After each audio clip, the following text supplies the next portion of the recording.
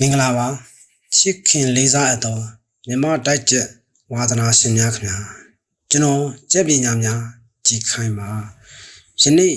မြမတိုက်ကျက်ဝါနာရှင်ညီကိုတွေကိုကျွန်တော်ပြန်လည်မျှဝေပေးခြင်းတာကတော့ထာဟကုန်းရွာကကျက်ရှင်ဦးချင်းညွန့်နှင့်ကိုမင်းမင်းစိုးနာမည်ကျော်ကြားခဲ့သောထာဟကုန်းရွာရဲ့ဗာမျိုးဘိုးတူမိုက်တဆန်အပိုင်းသုံးဖြစ်ပါတယ်ထာဟကုန်းရွာမိုက်တဆန်သုံးပွဲတိုက်ပြီးနာမည်လေးရလာသောအခါထာဟကုန်းရွာမြောက်ဖျားကဦးဝင်းတင်ဆိုသည့်ကျက်သမားကြီးတယောက်ရှိတယ်ဦးဝင်းတင်သူ့ကျက်တီကကောင်းပေမဲ့အသေးပါကျက်စိတ်မမှန်တော့စိတ်သက်ကြနေခြင်းရွာအလေပိုင်းကကိုမင်းမင်းစိုး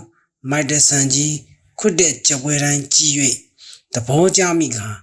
သူ့အိမ်ရှိသမျှကျက်အကုန်ရောင်း၍မိုက်တဆန်ကြီးအတွက်ဖောက်ကျမကောင်းကောင်းရှာ၍ကျက်အိမ်တော်ရေးကိုစီမံမှုဦးဝင်းတင်ကြံစီလေသည်ထာဟကုန်းရွာကမိုက်တဆန်ကြီးသုံးပွဲတိုက်ပြီးသောအခါကိုမင်းမင်းစိုးထံ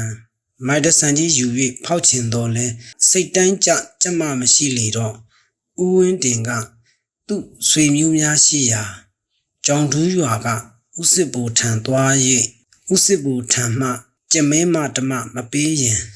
ထာဟကုန်းရွာမပြန်ဘူးထမ်းရီတောက်ရင်ငိုကပြောကကြောင်တူးရွာကြက်ကုထေဝင်းကကျွန်တော်ကြည်ခိုင်အားထို့အကြောင်းအရာ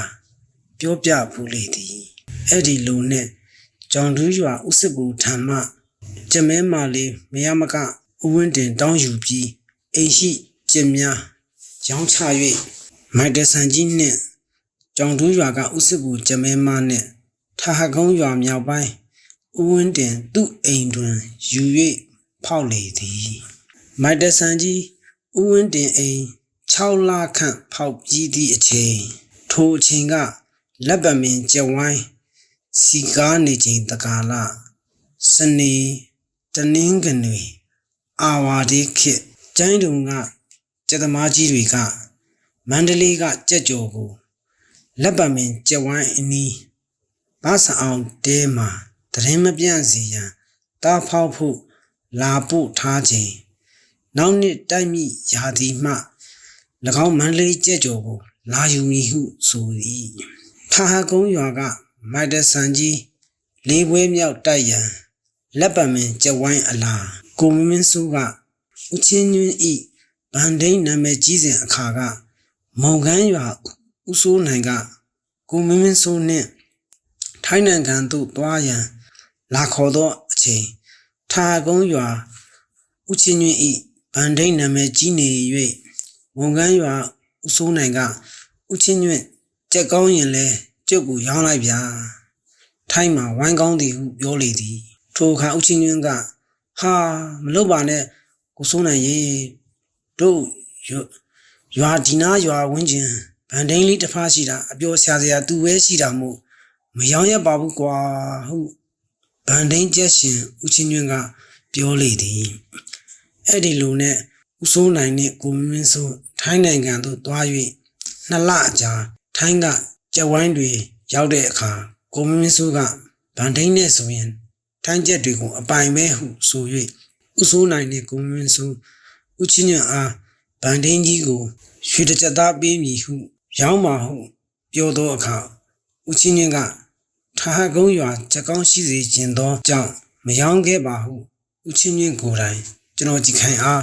ပြောပြဘူးလေသည်အဲ့ဒီလိုနဲ့ထိုင်းနိုင်ငံတိုက်ကျက်ချံမှာကိုမင်းမင်းစိုးနေဘူးလေတော့ထိုင်းကျက်ပြင်းဤအတိုင်းမိုက်တဆန်ကြီးကိုစနွင်းလူထားလေရဲ့ကျိုင်းလုံးကျက်သမားကြီးကဘာဆောင်တဲမှာတွေ့ဆုံခိုက်ဒီကျက်ကထိုင်းကျက်လားစနွင်းနေလူထားတာတွေ့လို့မေးလေသည်လက်ပံမင်းဝိုင်းတိုင်းဘာဆောင်အောင်ကဒီကျက်ကထာဟကုန်းရွာရဲ့သုံးပွဲတက်နာမည်ကြီးမိုက်တဆန်လို့မိတ်ဆက်ပေးလေတယ်ထိုအခါကျိုင်းလုံးကျက်သမားကြီးကသူ့ရဲ့မန္တလေးကကြက်ကြော်နဲ့မိုက်တဆန်ချီကြော်ထိုးကြည့်ရာ9မိနစ်အတွင်းမိုက်တဆန်ရဲ့ချီလျှောက်ပလာတစ်လုံးက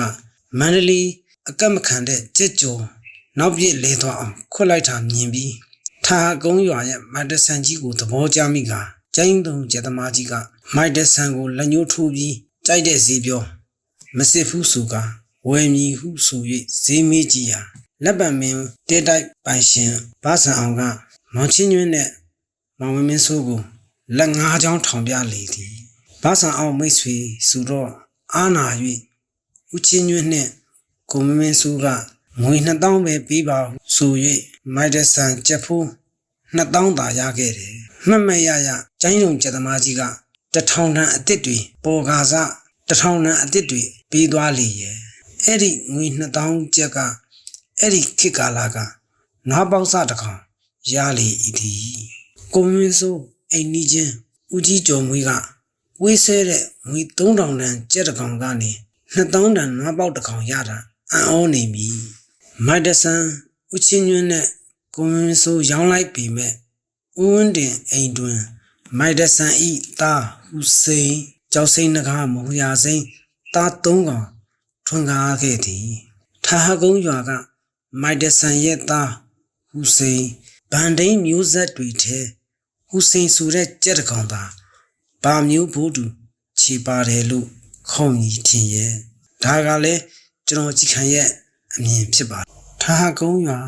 ဗန်ဒိန်းမျိုးဆက်မိုက်တဆန်ဟူစိန်ကျောက်စိန်နဂါမဟူရာစိန်မောဒရာမျိုးဆက်အထိဟူစိန်က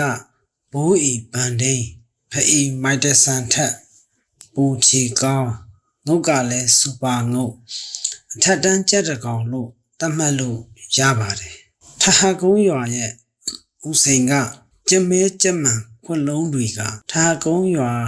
ဟူစိန်နဲ့ကျောင်းတူးရွာဇရက်ပြန်ဝဲကြည့်သူအားလုံးထာဟကုန်းရွာကဟူစိန်ကြီးကိုတတိတရလွမ်းဆွင့်နေမယ်ဆိုတာကျွန်တော်ကြည်ခိုင်ရဲရဲကြီးအာမခံပါတယ်ထာဟကုန်းရွာဟူစိန်ခွတ်ကွက်ခွလန်းခွတ်မုံတွေကို2000ခုနှစ်ကပထမတစ်ကြိမ်တွေ့ပြီးကြတဲ့ကယနေ့2023ခုနှစ်အချိန်ထိ23နှစ်တာကြက်တန်အတွင်းကျွန်တော်ကြည်ခိုင်နောက်ထပ်တစ်ကြိမ်မတွေ့ရတာကြာပါပြီကျွန်တော်ကြည်ခိုင်ဘဝမှာကြက်မိုက်ဆိုရင်ထာဟကုန်းရွာဟူစိန်လိုပြင်းခွတ်တတ်တဲ့ကြက်မိုက်ပဲပိုင်ဆိုင်ခြင်းမိတယ်ထာဟကုန်းရွာဟူစိန်အမိုက်ဆိုတော့တတိဆိုတာကတော့ကြက်တကောင်မှာမရှိမဖြစ်ရှိကိုရှိရမယ့်အရေးချင်းတွေနဲ့ပါဟူစိန်မျိုးဗီဇာနဲ့တတိကတော့ပြောစရာမရှိဟူစိန်ခွတ်ကွက်ဘလို့ခွတ်ချင်လဲဆိုတော့ခြေနေရာကောင်းတကယ်နေရာနှာမြောင်းဇက်မျက်လုံးမျက်စိနားဥစ္ဆက်စသည့်နေရာကောင်းများကိုခွတ်လေရှိတယ်ရေထဲမိုးထဲသူ့ခွတ်ခံရရင်ပြန်မှန်လိုက်တဲ့ခွတ်လုံးတိုင်းဟာငုတ်နဲ့အမာတင်ခွတ်တာကိုကပွဲအဖြေကိုပြောင်းလဲနိုင်လို့ဟူစိန်ဆိုပြီးပို၍နာမည်ကြီးစေခဲ့တယ်။ဦးဝင်းတင်ကျက်ဟူစိန်ဆိုတဲ့နာမည်ကိုကြောက်ပုံဦးမြအေးကျက်နှင့်တိုက်သည့်ပွဲတွင်ဂျပန်တိုက်ကျက်အဆိုင်ကြီးအဖွဲ့မှနာမည်ပေးခဲ့လေသည်။ထာကုန်းရွာဟူစိန်ကျက်မဲကျက်မှန်ခြေစိုးပါသည့်အတွက်ရေထဲမူထဲရှုံးနေလဲစိတ်မပူရကြက်ရည်နှိမ့်လဲစိတ်မပူရဖောက်ခွက်လိုက်တဲ့အခါနိုင်လောက်အောင်ခွတ်နိုင်တဲ့ခြေပိုင်ပါတဲ့ကြက်မျိုးပါဟူစိန်ကြက်ရှင်ဦးဝင်းတင်ကတော့ဟူစိန်ကို6ပွဲတိတိတိုက်ခဲ့လေရာရှုံးပွဲကိုလုံးဝမရှိခဲ့ပါစက်ရန်အပိုင်းလေးဒီဗီဒီယိုလေးကိုအစအဆုံးနားဆင်ပေးမှုအတွက်ကျေးဇူးတင်ရှိပါတယ်ကျွန်တော်